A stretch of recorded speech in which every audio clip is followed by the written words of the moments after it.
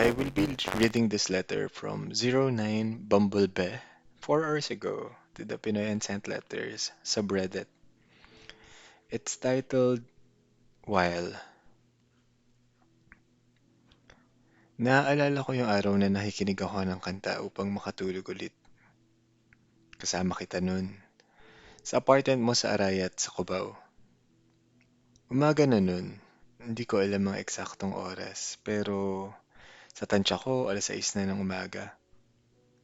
Bago ako tuluyang makatulog, narinig ko yung kanta ng Muni-Muni na bawat piyesa. At sakto, yinakap mo ako nun ng mahigpit. Yung para bang ayaw mo ako mawala. Kala ko lang pala yun. Gusto ko na sana matulog sa mga pagkakataong yun, ngunit hindi ako pinahintulutan ng aking utak at lalo na ng aking puso.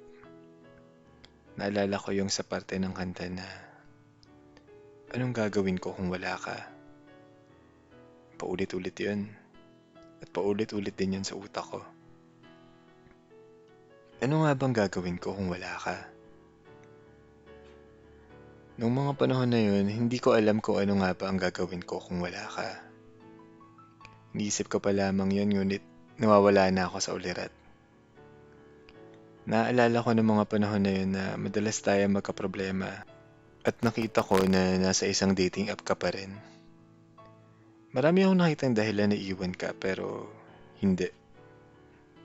Mas nangibabaw pa rin yung nag-iisang dahilan na nananatili. At yun yung dahilan na mahal kita. Makalipas ang ilang buwan natin, napagod ako, naubos ako, at natapos tayo. Kung dati ay hindi ko alam kung anong gagawin kung wala ka na sa buhay ko, ngayon alam ko na. Matagal ko nang alam kung anong gagawin kung nawala ka. Pero alam mo, maasa pa rin ako sa kakapiranggot na pag-asa na magiging maayos ang lahat. Mas mainam pala pag wala ka. Mas mabuti palang wala nang ikaw. Mas masaya palang hindi na ikaw.